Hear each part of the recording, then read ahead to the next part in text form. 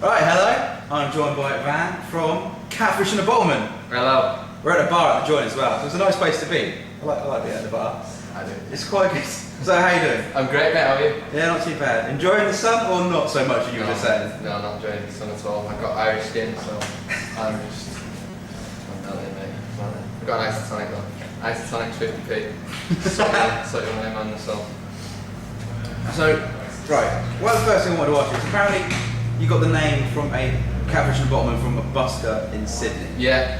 Have you ever considered the fact that it sounds like a B horror movie title? We've had a lot of things. Everyone thinks we're like a kind of, like folk, a bluegrass band or something like that. But yeah, he was a busker in Australia. My first memory of music when I was a kid was like travelling around Australia with my mum and dad, and they kind of like sat me outside this cafe, and I just remember this guy who was playing it was like a washing line with bottles on it, and he used to play songs with it in like kids' nursery rhymes and stuff, and I was only a baby, right? And he was called Catfish the Bottlemen, and then I just thought that's quite a nice name for a band. It's quite it's a big one. Yeah. But everyone just thinks we're back on the bunny, don't they? Oh no, see, I instantly thought like Mega Shark versus Giant Octopus. Right, I just kind of got this vision in my head of like a catfish, so a merman, cat features, and loads of bottles with legs. Yeah. Well, like Catfish versus Bottlemen. Yeah. That's what, do you know about Little Comments? Yes. They always say that, like Rob from Little Comments, their singer, he's always saying like Catfish versus Bottlemen and stuff like that, and like he like swapping words about it. It's funny. I got a really weird image in my head of just a cat with legs going into the sea with loads of bottles behind him. Right. that was the first thing I thought when I heard your name. Cool. Whatever it does do, that's fine. So I've been doing a little bit of research, as you have to do these things. Apparently, you played a gig after Kasabian in the car park in the rain. Yeah, man. That just that's ballsy. Yeah, we tried to sneak on. We used to do, when nobody heard of us, we used to just turn up at gigs and try and get on the bill and stuff. And I remember meeting their tour manager or something and saying like, we're supposed to be on the bill, but there's been a management mistake and stuff like that. Tried to sneak on the bill and they had none of it, which I don't know why I thought we'd get on it. It's worth a try. Exactly. So we couldn't get on the bill, and then we just revved up the generator in the car park and put like Ninja Max on and just played in the car park and give CDs out to people. And we still had people coming to gigs from that very night, and we got arrested by the sound police. We've had that a few times, and then but it was good. We picked up loads of fans. We were like grafters, when we were kids. Nobody ever put us on because we were only 15 and 16. Everyone didn't really think like serious or much as well. So we used to have to go out and bang on doors and stuff like that.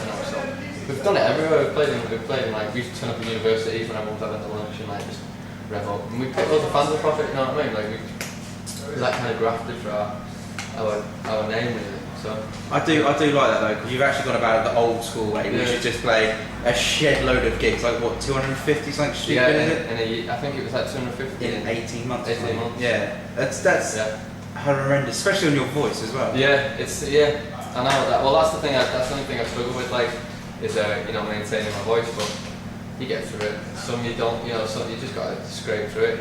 If I get a day off or something, I'm fine. Yeah. So no, I like the fact that it was the old school way of doing things. It was play gigs, get signed. Yeah. Well, the thing was, we live in Llandudno, which is like a really shitty like seaside resort. In terms of music, it's nice to go there and smoke cigarettes and stuff, but it's just like really bad for bands. Like there's no music venues. It's just like hotels and like where old people go basically and just kind of have swingers parties. Yeah, relax or swingers parties. So at least in Southampton we got I think about 6 or 7 gig venues off the top of my head. I think we've played them all probably. I reckon over our time of being in London. So yeah, it was just about kind of we just had to really work hard to get what we knew that nobody would come and find us. You know what I mean? So it's like we're gonna have to go and knock on doors and we're gonna make something of ourselves. That's the way though, because then you actually appreciate it instead of just being thrown in as number one. Yeah, exactly. Yeah. Definitely. X Factor style. I don't think they appreciate it as much as hard graft. Yeah, another thing as well is they crumble. Like they can't do it. Like they can't live in the lifestyle of living in a car. For like 80% of being in a band was just being on the motorway. It was like 6 of the same horrible people doing each other's head in. You know what I mean? Smelling. Yeah, it's pretty bad. You know what I mean? And like you don't get any time. If you meet a girl, there's about 6 other people who are stood there watching you. You know what I mean? You don't get any time to yourself. So It's tough. It's a tough thing to do, but I love it. It's not well from the outside. Everyone's like best job in the world. It's like easiest job, but if you imagine sitting in the same room with the same 6 people in the rest of your life, really. It's a bit it's a long hard graft. Yeah. Exactly. Also, apparently you're very good at heckling. So what is your best Heckling? or being heckled? Being heckled. You're good. I'm good at heckling. I think a lot of people are good at heckling. I'm good at. Well, you're good at your responses. Oh really? Oh, is that? Apparently so. I don't know. I don't know. I don't really get heckled much. We used to, because the thing was we used to play in pubs when we went home. Before we got signed, we used to play all week in pubs, like close to home. Build up enough money to go back on the road, and then every Friday, Saturday, Sunday, we just tour, sleep in the van and all that kind of thing. So I got really used to like meatheads just going, fucking play Wonderwall, you shite, and shit like that, and just give me shit. So I got used to dealing with it. I don't know how good I am at it, but I don't know. Apparently as well, I read you are a massive fan of White Skinner. Yeah, massive fan. Close top 5 for that. Yeah, because really randomly, in my car at the moment, I'm listening to Original Pirate Material. One of the best albums ever.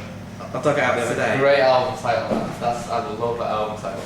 So which is your favourite though? Original Pirate or Grand Don't Come for Free? Because I'm always on the cusp. Sometimes. What the later ones though? Like you've not included them. Is that because you don't like them? Those are my favourite. The first two are my favourite too. Because I like them all, mate. Me and Albrody, I really like my best mate. He's banging too. I like. I don't know. I like the I Grand Don't Come for Free because it's just how anybody can write an album, as in like a story. So each song leads into the next one. Like he meets a girl, and he finds out she's gone with his mate, and then they break up, and then the way it's just like a story written out. So to me that says. To me, it said he must have written like each song after another, lined them up first, said this is what I want them to be about and wrote them. And that's quite a hard thing to do. What if one was shit, you know what I mean? And you didn't want it on the album.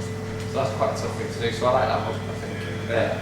But Original Pirate Material, it's amazing. Have you heard some We Become Heroes? Yes. It came out Twitter tonight, Birmingham. See, because on that album I always go stay positive. I love that. Yeah. That and it was used in either kidulthood or adulthood, I don't know which way around it was. Larry likes those songs. Is that like a British kind of Oh, they're good. Yeah. That album's class. That's good. No, see, I like that as well. Yeah. And Brown, actually, does that come across in your songwriting? Any like influences from him? Well, it doesn't sound anything like him, obviously, but it does lyrically. Yeah. I just love the way he just if you're in a fight with a girl, you swear at them and you say things to them. It's not when you hear like a love song by fucking like Coldplay or the Eagles or something, which is great and massive, but they tell it how your dreams would tell it, you know what I mean? Whereas Mike Skinner speaks like you're texting each other, you know what I mean? And I love that. And like, there's a song on that album, I can't remember the name of it. It's like, the one about getting stoned on his couch with the girl. Yes, I know what you mean. And it said, no one ever said but every single day now, always thinking most about her. That song.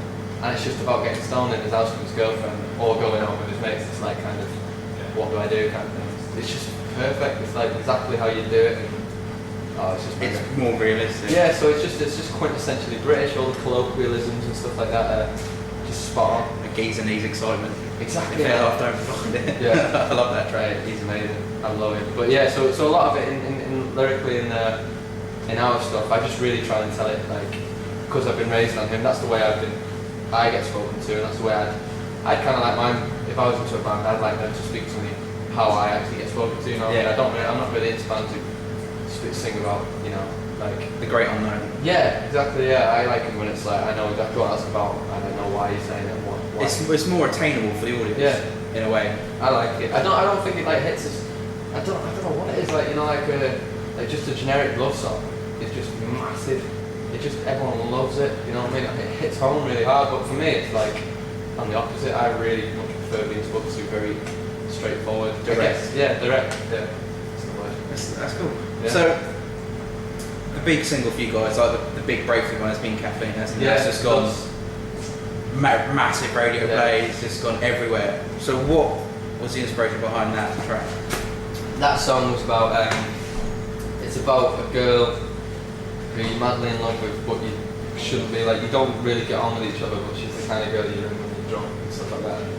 The one that you should blows up. Yeah, exactly. Yeah. Gets to 3 in the morning, like, I really don't want it, but I need somewhere to go. And you go around to hers and then she go out in the morning and all that thing, and you just end up fighting, but you love each other. So it's about like just kind of being head cases, really. The raw emotion of a wannabe love story. Yeah, but her being class at the same time. You know what I mean? Like, it's about someone being genuinely fucking cool as fuck, but it's just not right. But you want it to be right. You know what I mean? So it's just about being with a nutcase. So why do you think that song has been particular, the one that for you guys has just gone done into the stratosphere? I don't know. Maybe it's because I've got the word simpatico in it. That is a good word to get in the track. Yeah, I'm happy with that one. No, I don't know. People go through relationships and people go out with mad people and they fight. It's just about I don't know. It's a nice little tune, I think. It's about drug dealers and fucking, I don't know. I don't know. I have no clue.